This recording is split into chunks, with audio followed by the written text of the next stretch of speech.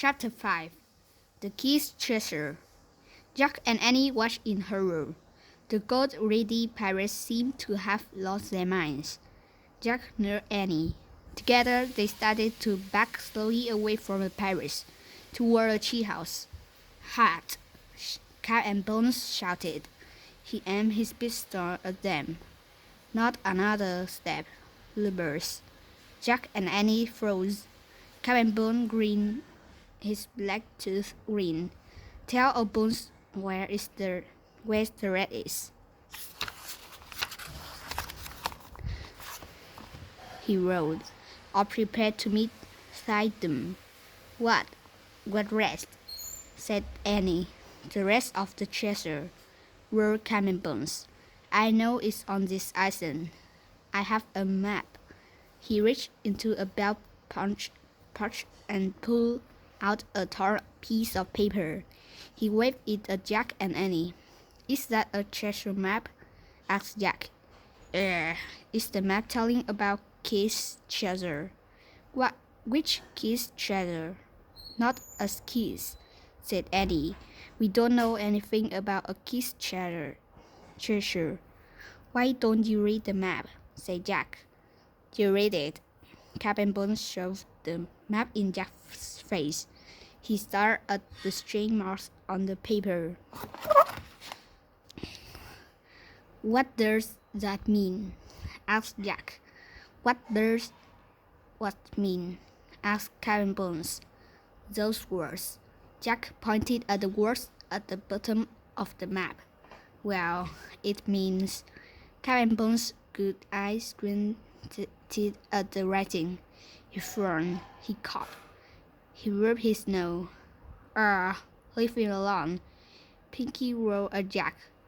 "You know he can't read," said Stinky. "Shut up!" Captain Bones roared at his men. "Jack and I can read." Annie piped up. "Shh!" said Jack. "Captain, make them read the map," said Stinky. Captain Bones gave Jack and Annie a dark look. "Read it," he roared. "Then will you let us go?" said Jack.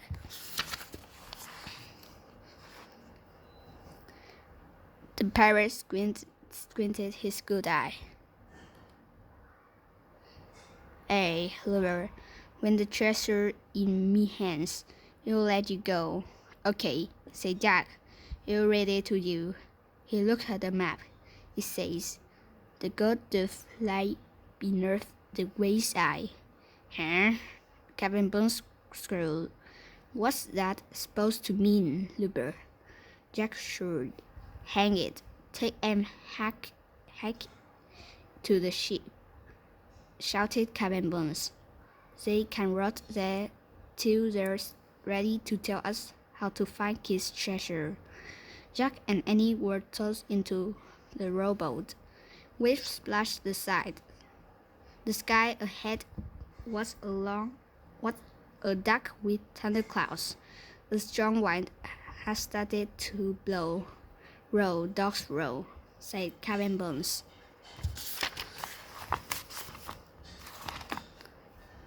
Pinky and Stinky began rowing toward the big ship. "Look!" Annie sighed to Jack. She pointed to the shore. Polly the parrot was flying over the sand. "He wants to help us," whispered Annie.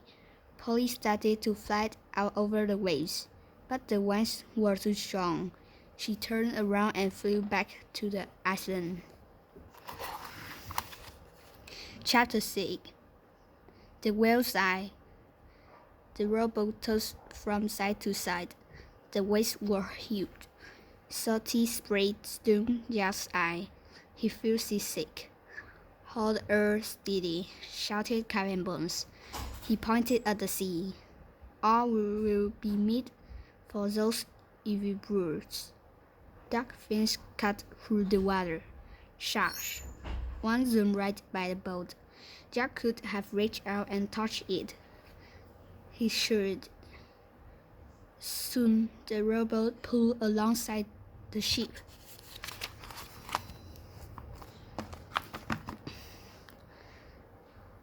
The air was filled.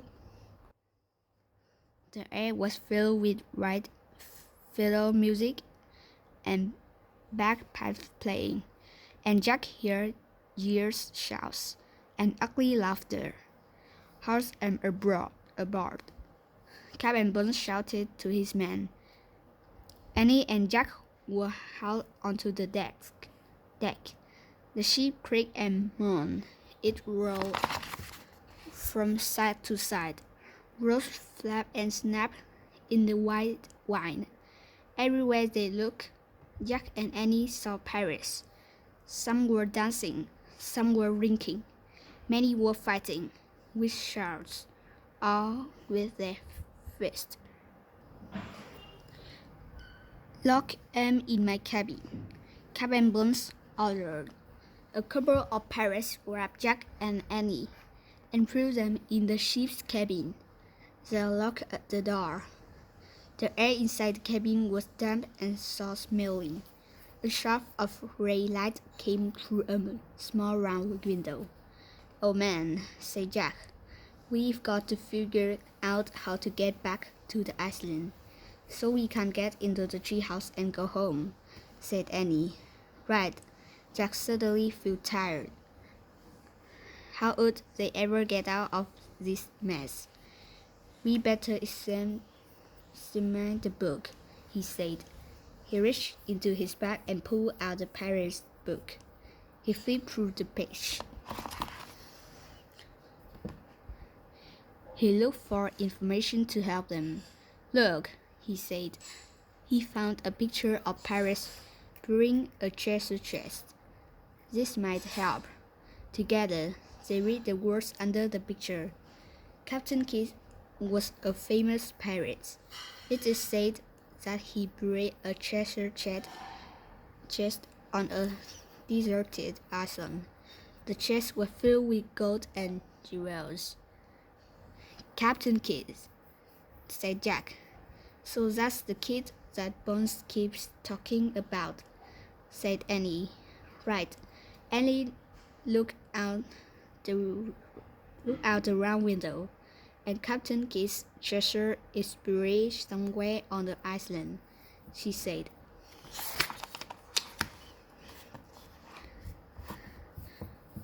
Jack took out his notebook and pencil. He wrote, "Captain Kidd's treasure on Iceland." "Jack," Annie said.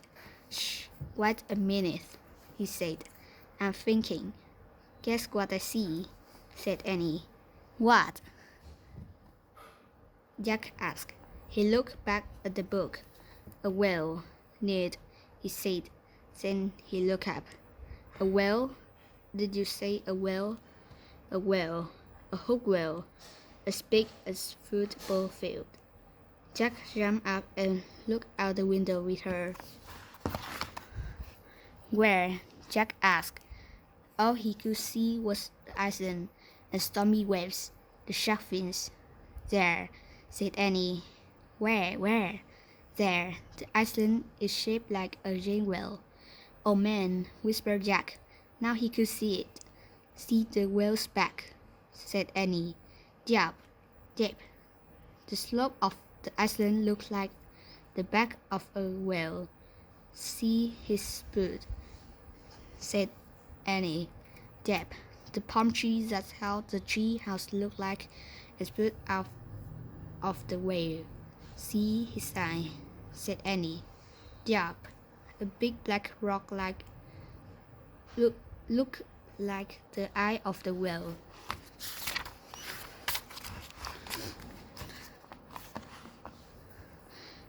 "The gold does lie beneath the whale's eye," whispered Jack. "Wow,